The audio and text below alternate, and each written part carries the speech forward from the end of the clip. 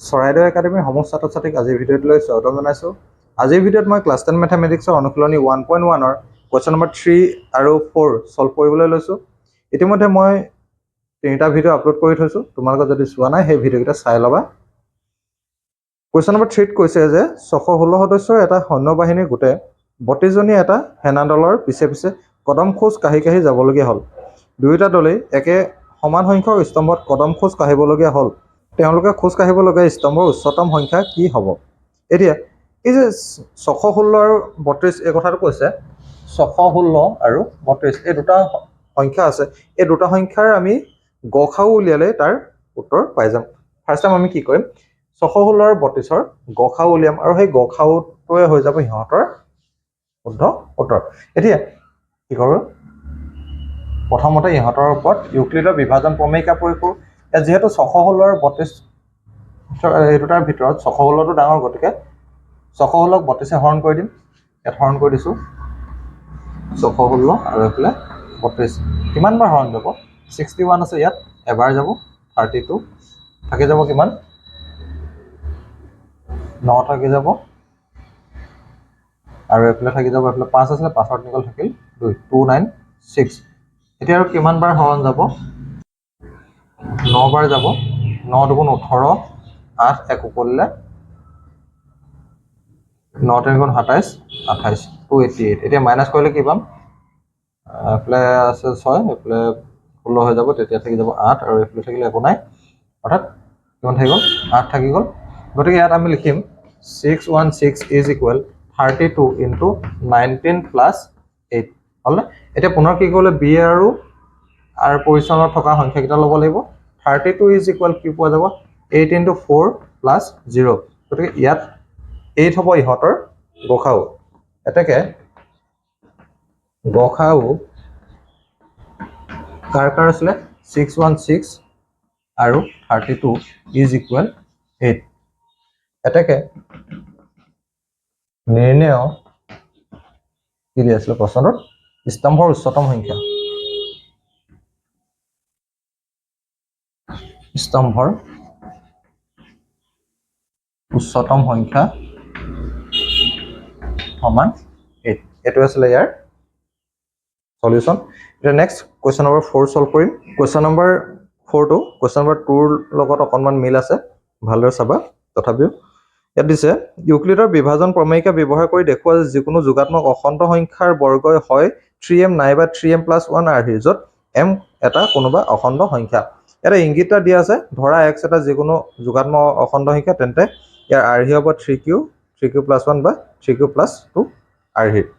এতিয়া ফাৰ্ষ্ট আমি লিখিব লাগিব ইউক্লিডৰ বিভাজন প্ৰমেয়িকা মতে, ইউক্লিডৰ বিভাজন প্ৰমেয়িকা মতে কি হয়? a is equal bq plus r, য'ত r is less than b and greater than equal 0 হয়। যদি ইয়াতে b ৰ ঠাইত আমি 3 বহাই দিওঁ, যদি b ইজ ইকুৱেল 3, তেন্তে যদি b ইকুৱেল 3 ধৰো লিখি দিওঁ তেতিয়া ভাল হ'ব। তেন্তে আমি ইয়াৰ মতে লিখি দিব পাৰোঁ,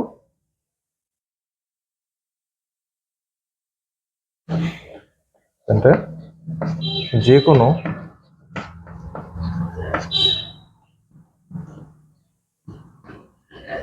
যোগাত্মক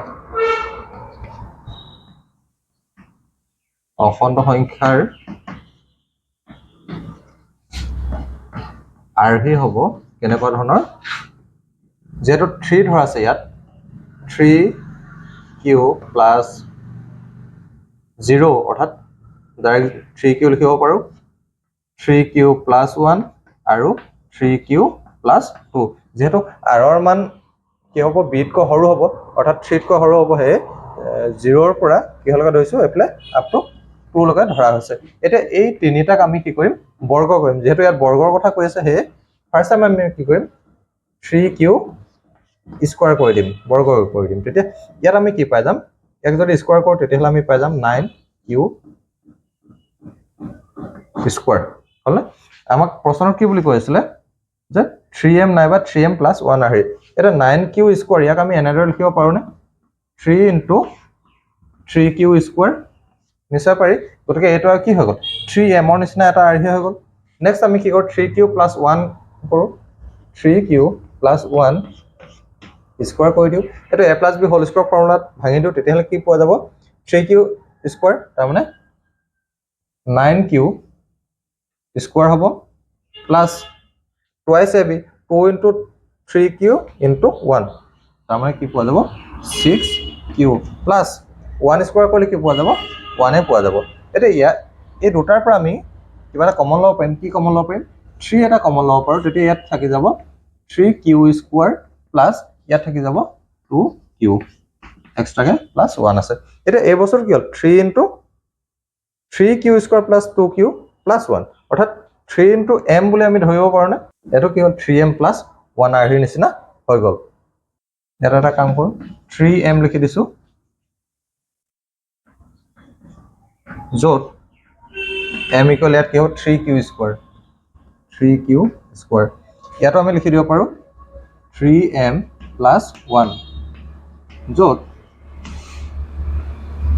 m = এটো লিখি দিও 3q স্কয়াৰ প্লাস 2q এসব বুজি পোৱা গল এতিয়া নেক্সট আৰু কি থাকিলে 3q প্লাস 2 স্কয়াৰ কৰিবলৈ আছে এটো আমি কৰি দিও আগৰ নিচিনা কয় 3q প্লাস 2 স্কয়াৰ কৰি দিও তেতিয়া আমি a + b হোল স্কয়াৰ ভাঙিলে আমি কি পাই যাম ফাৰ্স্ট টাইম পাম 9q square plus 2 3 * 6 6 * 12 12q plus 4